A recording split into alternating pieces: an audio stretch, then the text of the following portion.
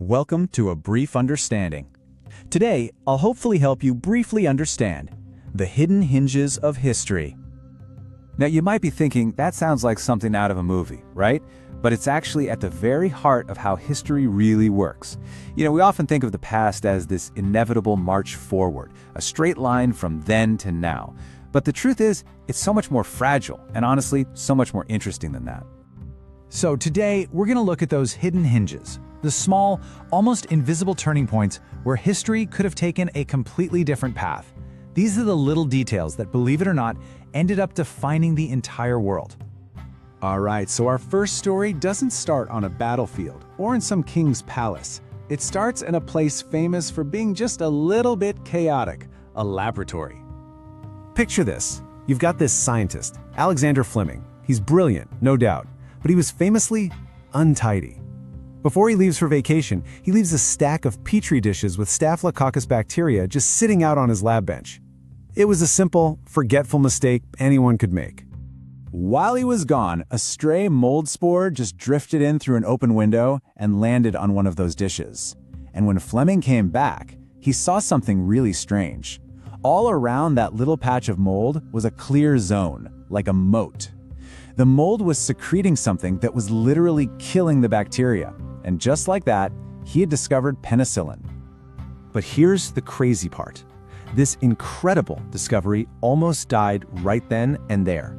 A breakthrough is one thing, but proving it's actually a useful medicine, that's a whole other ballgame. And Fleming's very next step could have doomed the entire project.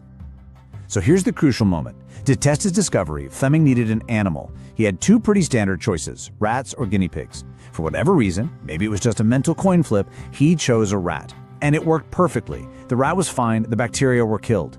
But what if he'd chosen the guinea pig? Well, the animal would have died. Penicillin is fatally toxic to them. The entire discovery could have been written off as just another poison, a failed experiment, and tossed in the trash. So, because of a messy desk, an open window, and a 50-50 choice of animal, we have modern antibiotics. Penicillin has saved an estimated 200 million lives.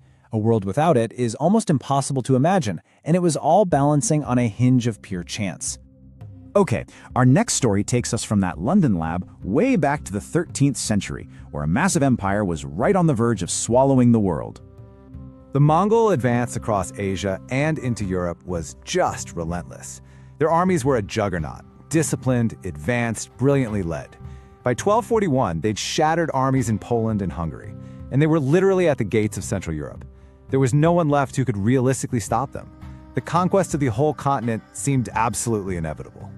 And then, just as Europe was bracing for the end, the Mongol armies just stopped. They packed up, turned around, and rode east, never to come back with that kind of force again. For centuries, historians wondered why. Was it the supply lines? The terrain? Nope. The answer was way more personal. The great Khan Ogedei, who was the son of Genghis, died back in the Mongol capital. And the cause? Well, it was most likely from a massive bout of binge drinking. Because of Mongol law, all the princes had to ride back home to elect a new leader. And just like that, the invasion of Europe was called off. That one event let Europe forge its own path, arguably paving the way for everything from the Renaissance to the world we live in today, a future that would have been completely erased. Our next hinge is a moment whose consequences are so gigantic it's kind of hard to wrap your head around. And it all begins with a single gunshot. On the surface, it seemed like a regional crisis, another political tremor in the unstable Austro-Hungarian Empire. But this one act of violence, it pulled a single thread that unraveled the entire world. This thing set off an unbelievable chain reaction. The assassination triggered a web of alliances that dragged all of Europe into World War I. The end of that war led to the collapse of old empires and really harsh treaties that fueled deep resentment, especially in Germany. That resentment, in turn, directly contributed to the rise of Nazism and World War II. And the Second War, well, that ushered in the nuclear age and the Cold War, and we're still living with the effects today. An entire century of conflict hinged on one man with one pistol on one street corner in Sarajevo. For our last examples, let's go back even further, to a world that operated on hinges so strange they are almost unrecognizable to us now, the world of ancient Rome. And this wasn't some kind of joke. It was a real political act. It just shows you a world that was governed by a completely different set of social rules, where what they considered public morality was enforced in ways we would find totally absurd. And their understanding of cause and effect was just as alien. I mean, listen to these. These weren't just old wives' tales. This was documented by Pliny the Elder, one of Rome's most famous naturalists. It shows you a worldview where the connections between things were, well, they were magical, not medical. Their reality was balanced on a whole different kind of logic. This mosaic from Pompeii captures that feeling perfectly.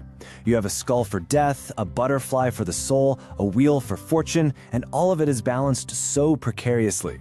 For the Romans, life was this constant, fragile balancing act, where unseen forces could tip the scales on you at any moment. So, a moldy dish, a conqueror's drink, a single gunshot, and a totally different way of seeing the world? What do all these stories really tell us? Well, they all point to this one core idea. There's an academic term for it: historical contingency. It sounds fancy, but all it really means is that nothing is inevitable. History isn't some fixed path. It's a cascade of interconnected events, and any one of them could have gone differently. When you look back, the things that changed everything seem so small, don't they? A lab accident, a night of heavy drinking, one extremist, a choice between a rat and a guinea pig. These weren't the big moments, but they were the hinges. In those moments, the door of history swung open to the world we now have and slammed shut on countless other worlds that could have been. You know, we love to believe that history is shaped by great people with grand plans, and sometimes it is, but it's also shaped by chaos, by pure coincidence, and by all the tiny, unpredictable details of just being human. It's a much less certain story, but in a lot of ways, it's a much more human one. And that leaves us with one last kind of haunting question. 100 years from now, when people look back at our time, what are they going to see as the small, seemingly insignificant moments that ended up changing everything? What are the hidden hinges of our own time?